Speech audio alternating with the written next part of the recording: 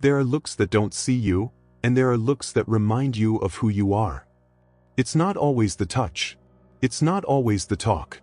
Sometimes, it's just a moment, the way someone looks at you, as if they see parts of you that even you have forgotten. There are meetings that do not explain why. They just happen. And when they happen, something inside us moves. As if a door opened in silence. Have you experienced this? A connection that doesn't ask for logic, that doesn't ask for the name, that just happens, as if it were already written, even before it starts? It is in these moments that the soul recognizes something. Not in the other, but in itself. Carl Jung, who dedicated his life to deciphering the invisible mysteries, believed that love is not chance. We do not stumble over feeling. We are attracted by a force that comes from within, a force that seeks in the other what is dormant in us. And that's why, he said, people fall in love with you for only two reasons. Or you represent something they feel is missing in them. Or you activate something that they already carry inside, but have not yet been able to understand. Perhaps this is why some presences make us feel whole, even without words. And others, even being next door, make us more distant from ourselves. True love is not born only from touch, chemistry, conversation. It springs up in the invisible space between two intersecting stories. Stories that bring lacks, fears, desires, and mirrors. Because at the end of the day, to love is not just to desire the other. It is to recognize oneself in it. There is something inexplicable about the way two souls meet. A feeling of having already lived it, even if it's the first time. As if the soul said, "Now yes. It's around here." Jung called this projection. When we connect with someone, we're often actually seeing parts of ourselves that we didn't recognize. We project onto the other what we hide, what we repress, what is missing, or what we yearn for. That's why we're attracted to people who seem exactly what we'd like to be. Safe, free, intense. Because, on some level, we know that it is also ours, it just hasn't been awakened yet. Have you ever noticed how extremely rational people can fall in love with someone emotional and impulsive? How are shy people attracted to those who ooze presence and freedom? It's no coincidence. It is a necessity. It is the unconscious seeking balance. It is the heart trying to heal what the mind did not even realize was wounded. And here's the first reason someone falls in love with you. Because you represent something that that person feels they lost or never had. Something she wants to remember, something she needs to become. But that's just the beginning. There is a second, even deeper reason. Jung believed that each person carries within themselves the image of the other. An internal figure that he called anima in man and animus in woman. They are unconscious representations of the feminine and the masculine, formed since childhood, based on the figures that have marked us. And when we find someone who reflects this image, the heart responds before the thought. That's why, sometimes we feel hypnotized by someone we don't even know well. Because, in silence, that person looks like what our soul has always been looking for. But there is an irony in all this. We often fall in love not with the other in their entirety, but for what he represents to our soul. We create an image, an idea, a symbol. And when time passes and reality appears, we are faced with a choice. Accept the truth of the other, with its flaws, or continue seeking the projection we have built. Many are unable to break this cycle. They go from relationship to relationship, trying to find someone who fits the idealized mold. But this mold, it does not exist outside of us. Therefore, Jung proposes another path. A deeper, more difficult path, but infinitely more true. Instead of looking for what we lack in the other, we must learn to integrate all this within ourselves. If what attracts you are free people, maybe it's time to free yourself too. If you look for the other to feel safe, perhaps the security that is missing is waiting to be born inside. To love is not to find someone who completes us. It is to find ourselves in the process of loving. And maybe, just maybe, may this be the greatest gift of every relationship, to reveal, without masks, who we are when the soul meets a mirror. Some people love you, but they can't stay. Because loving also requires courage to remain where the soul recognizes itself. There are loves that arrive like the morning sun, soft, warm, silent. and others that arrive like a storm, intense, unpredictable, transformative. But it doesn't matter how they start. What really matters, it is what they awaken. Because there are people who don't come into your life just to add. They come in to mess up, not out of malice, but out of mission. To take you out of the axis that kept you immobile. To turn mirrors before their quietest shadows. Love, deep down, is not just an encounter. It's a process. A mirror. An invitation. Carl Jung said that every deep relationship is a mirror of what we carry in the unconscious. We're not just looking at the other, we're looking at ourselves through them. And this is as beautiful as it is frightening. Because sometimes what we see is not just light. It is also what we avoid, what we deny, what we have not yet accepted in ourselves. That's why love can hurt so much. Not because the other hurts us, but because it touches the wounds that were already there. Have you ever wondered why you repeat the same patterns in relationships?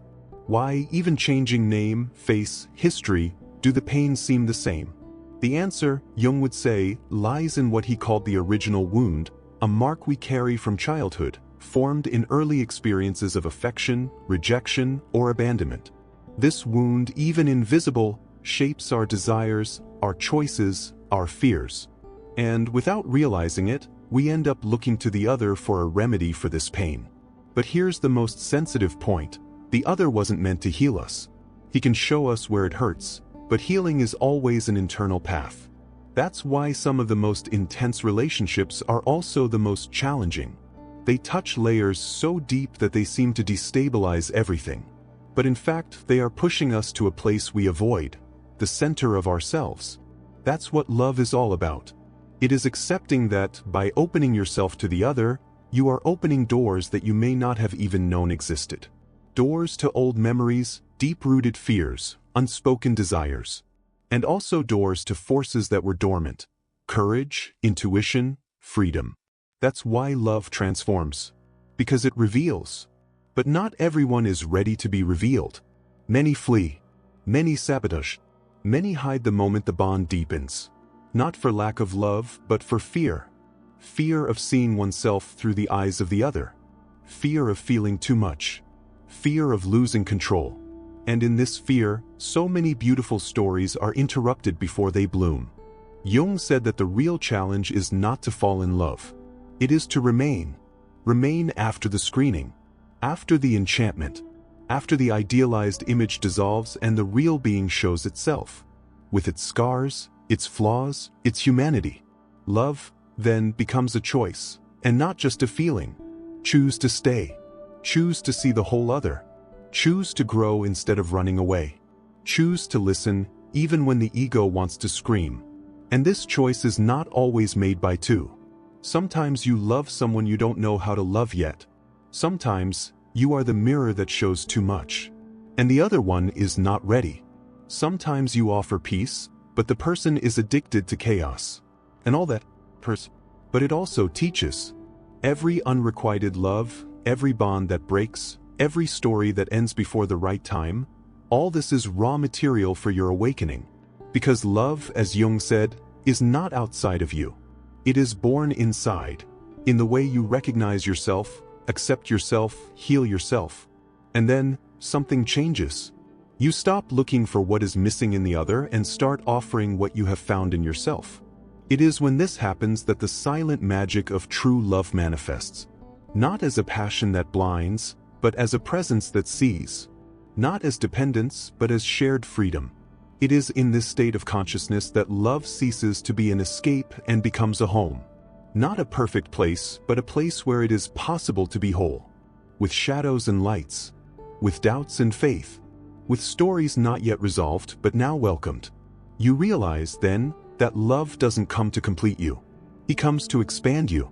And when this is mutual, when two conscious beings meet and choose to see each other, without masks, without illusions, without hiding places, a rare type of connection is born. One that doesn't hold. It does not require. It does not suffocate. One that simply allows. And it transforms. This is the kind of love that Jung believed was possible. A love that does not depend on promises, but on presence. Who does not try to mold the other, but accepts him as part of a dance in constant transformation. Because in the end, to love is not to hold. It's accompanying. It's looking at someone and even knowing that you could lose, choosing to be there, whole, vulnerable, true. And if that love lasts a lifetime, it will be beautiful. But if it lasts just a moment and still changes your soul, so he has already fulfilled his mission. Some loves don't come to stay, come to wake up who you were asleep in being. There are relationships that do not end when they end. They are still inside. In a smell that comes back out of nowhere. In a song that touches and undoes the present. In a silence that carries a name. Because certain connections don't end, they transform. Not everyone we love will be by our side. And not everyone who is by our side will be able to love us as we would like. But each, without exception, fulfills an invisible role. Each one leaves a trace in the soul. A mark that is not seen, but felt when we close our eyes. Carl Jung said that nothing happens by chance. That behind every encounter there is a psychic need. A synchronicity. As if the universe organized the right meetings at the right times, not to please, but to evolve. And maybe that's why some loves seem so unlikely and yet so certain. It's as if something bigger than us is saying, pay attention, this is important here. Even if it doesn't last. Even if it hurts. Even if it doesn't make sense now. Sometimes, love comes to open a path and not to walk together. Sometimes, it's just a light touch, a deep look, a moment that changes everything. And you never go back to who you were. These meetings are invitations to consciousness. Because true love, not the idealized, not the platonic, but the real, is the one that invites you to go back inside. To see yourself without masks. To welcome parts of yourself that you ignored. It's not the other who completes you. It is love that awakens what already exists in you. But we are not always ready. Sometimes we refuse what makes us grow. We fear surrender, the depth, the truth, and we fled. Or we see the other run away. And that hurts. But it also reveals. Because deep down, love is not here to guarantee comfort. It's here to get us moving. Teach us detachment, courage, silence. The maturity of understanding that to love is also to let go. Jung believed that the soul has its own logic, and that this logic does not always match our conscious desires. Therefore, some people appear only to show us a version of ourselves that we did not yet know. Have you experienced this? Someone who arrives and lights up a forgotten part, that inspires you effortlessly, who looks at you and without words, says, remember who you are. And then you change. Maybe inside. Maybe on the outside. Perhaps in silence. But it changes. And when that happens, it doesn't matter if that person stayed or left. She fulfilled her mission. He was a messenger. A mirror. A calling. That is why some loves, even brief ones, are eternal in us. They cannot be explained by reason. They do not fit in time. They are part of something bigger. The process of individuation. The one that guides us to become who we came to be. On this path, we learn that to love is also to mature. It is to understand that not every bond needs to be possession, that not every absence means loss, and that not all pain is negative. Some pains open windows inwards. The more aware we become, the more we can love without expectation. No grace period. No imposition. Love, then, becomes an act of freedom. Not the other, but of himself. Freedom to feel without charging. To give without fear. To be whole, even though we know that everything is impermanent. And that takes courage. A lot of courage not to hide behind pride. Courage not to back down in the face of depth. Courage to love, even when love requires transformation. Have you ever noticed how some people fall in love with you when you start to blossom inside? It's not about looks. It's about energy. About presence. About the silent vibration of someone who is aligned with their essence. That's the secret. True attraction is not born from what we show. It springs from who we are when no one is looking. It is the inner light that calls. The firmness of those who know themselves. The magnetism of those who don't need to prove anything. When you become whole, you stop looking for halves. And that's where the encounters change. They are no longer escape attempts and become expansion encounters. You stop repeating patterns. Stop accepting less than you deserve. Stop shrinking to fit into tight spaces. And he begins to love lightly. With presence. With truth. The truth that no one came to save you. And you didn't come to save anyone either. He came to share. To mirror. To evolve. Because in the end, love is not about finding the perfect other. It's about being whole enough to recognize when someone vibrates at the same frequency. And when that encounter happens, you'll know. It won't be about promises, nor about guarantees. It will be about tuning. Two souls who see themselves beyond the surface. Who respect each other. That drive each other. That perfection is not required, but presence is offered. This is the love that remains. Even if one day he leaves. Because where there is truth, there is eternity. And where there is consciousness, love does not imprison. Love sets you free. Love is not a destiny. It is a mirror. And we don't always like what he shows us. Sometimes love doesn't blossom because something stops it. Not outside, but inside. Not in the other, but in us. Because to love is not just to surrender. It is allowing someone to see places that you yourself have avoided visiting. That's why so many relationships collapse at the beginning, in the middle, or even when they seem mature. Not because there is no feeling, but because there is resistance. Resistance to seeing yourself. To take off the masks. To be vulnerable in front of the mirror that the other represents. Jung knew this. I knew that love, more than a bond between two beings, is a process of inner integration. And that the more we run away from our shadows, the more we project them. The next, in the relationship, in the future that we try to control. That is why love requires more than will. It requires willingness. Willingness to look at yourself. To recognize one's own pain. To heal what has never been touched. Many want love as a refuge. Few accept it as a path. But it is. A path that begins when we accept that we are not ready. That we are an unfinished puzzle. That there are parts of us still stuck in the past. And the other, when it arrives, does not come to solve it. It comes to reveal. How many times has someone awakened in you a joy that you thought was lost? Or an anguish that you thought was overcome? It is like this. Shake up what was quiet. It brings out what you have hidden even from yourself. Some run away from it. They prefer warm, safe, predictable relationships. Others throw themselves into uncontrolled intensities, confusing chaos with depth. But between fear and escape, there is a quiet place where true love lives. Consciousness. To love with conscience is not to idealize the other. It is to see clearly without losing its charm. It is to desire without suffocating. It is to remain without arresting. It is understanding that the other is not responsible for what you feel. He only plays strings that were already in tune or in disarray. When this becomes clear, relationships change. They are no longer a stage for blame and become a learning scenario. The question changes. From, why does he make me suffer? To, why do I allow this pain to remain? From, why do I walk away when I love? To, what in me fears being loved? From, why do I always choose the same type of person? To, what inside me is still asking for attention?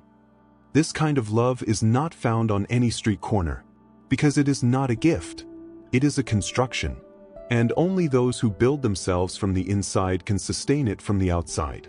Jung taught us that unconscious images dwell within us. Archetypes, old desires, familiar voices. And that, when loving, we often do not see the real person. We see the image that he triggers in us. We see the absent father, the critical mother, the injured child, the idealized hero. And in this confusion, we fail to see what is really in front of our eyes. That's why it's so hard to love someone as they are, and not as we would like them to be. It is necessary to be whole. Be willing to accept the real with all its imperfections. Without wanting to fix it. Without waiting for the other to heal what is yours. When this maturity arises, love ceases to be a necessity. And it becomes a choice. Choose to be. Choose to grow. Choosing to love even though we know that, tomorrow, everything can change. And if it moves, Still, it was worth it. Because each love lived with truth brings us closer to who we really are. Have you ever noticed how some people transform after an intense relationship, even if it is painful? Because sometimes, it is in chaos that consciousness springs up. It is in pain that clarity germinates. It is in the loss that the value is revealed. And all that's love. Not romantic love. Not the ideal love. But the love that awakens. Wake up to the now. For what matters. For what is real. This love does not promise happy endings. He promises presence, wholeness, growth.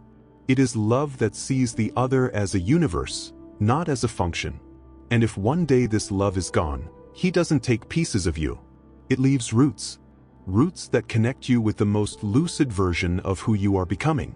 The soul does not seek perfect relationships. He seeks true encounters. And when you understand this, you stop looking for the ideal match. And he begins to become someone capable of loving with integrity. No games. No shields. No masks. The truest love is not the one that promises you stability. It is the one that gives you back to yourself. And when that happens, the other is no longer a savior. He is a companion on the journey. Someone who walks alongside, not in front. Someone who doesn't define you, but recognizes you. Someone who doesn't hold you back, but inspires you to fly. And if they fly together, it will be because they have chosen, not because they had to. This is the love that remains, even when it leaves, because that which awakens the soul, it never goes out. To love is to allow the soul to remember what it came to be, even if it requires letting go of what we thought we wanted. At some point in life, we all want to be seen, not on the outside, not because of what we show, but inside. We want someone to touch carefully what we have hidden, our silences, our faults, our unspoken hopes. It is this desire that makes love seem magical.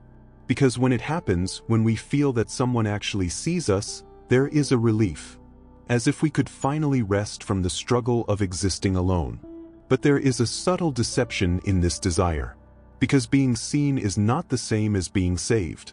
And to love is not to erase emptiness. It is to illuminate it. Jung understood this like few others.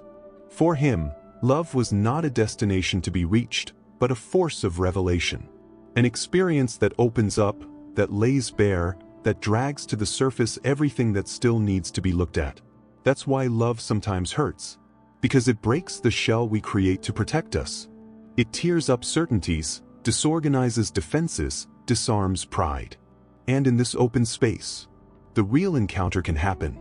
I do not find it with the other, but with oneself. Have you ever felt more like you were next to someone? Have you ever felt that, in that bond, something essential was released? A courage, a tenderness, a strength that you didn't even know you had? These loves are not common. They don't follow rules. Sometimes they don't even turn into relationships. But they fulfill a sacred purpose. They reveal a version of you that was asleep. And this revelation, it is irreversible. After a true love, you don't go back to the same point. Because what has been seen can no longer be hidden. What was felt can no longer be denied. Jung said that the most important encounters are already written by the soul long before the bodies intersect. And when they cross paths, it is not by chance. It's because there's something to be activated. Something to be healed. Something to remember. But we are not always ready for this. Sometimes, we love and don't know how to sustain. Others, we are loved and we cannot receive. Because love requires one thing that few are willing to offer: presence. Real presence. No distractions. No disguises. No shields. Presence to listen beyond words. Presence to feel beyond logic. Presence to accept the other, even when it reflects parts of you that you would rather not see. That's why some walk away just when they feel it most. Because feeling requires surrender. And to surrender is, to a certain extent, to die a little, to die to the ego, to control, to the illusion of independence. To love is to allow something in you to fall apart, so that something greater can be born. And that Jung called transformation. The relationship with the other is only the surface. What goes on behind it, in the unspoken gestures, in the shared silences, in the resistances and impulses, is the true scenario of inner alchemy. Have you ever noticed how, after an intense connection, certain patterns no longer make sense? As if something inside you has changed shape? This is the love that fulfills its role. Even if it doesn't turn into dating. Even if it doesn't last a lifetime. Even if it doesn't have a name. Because it's not the title of the relationship that matters. It's how much it transformed you. There are people who spend years by your side and do not touch your soul. And there are those that only need days or even instants to leave a mark that is never erased. And this cannot be explained. Sit down. Like a wind that comes from within. Like a memory of something yet to come. So, when thinking about who you loved or still love, don't get caught up in the question, why didn't it work out? Ask yourself, what did I discover about myself through this person? Perhaps he discovered his strength. Or its fragility. Perhaps he recognized his fear of trusting. Or your ability to love without measure. All of this is valuable. This is all part of the path back to you. Because that's what love, deep down, offers. Return. I return to the essence. To the truth. To which it was forgotten under the rubble of expectations. And when this truth emerges, love ceases to be a necessity. It becomes a celebration. Celebrate the other not for completing you, but for having revealed you. Celebrating pain not as punishment, but as clarity. Celebrate the end not as failure, but as liberation. And then, you learn something rare, that the most beautiful love is not what binds, but what sets you free. It's not what lasts forever, but what transforms you forever. This love is seed. Even if it doesn't turn into a tree, something has already germinated in you. Something that will flourish in other landscapes. In other meetings. On yourself. And when that happens, love has fulfilled its role.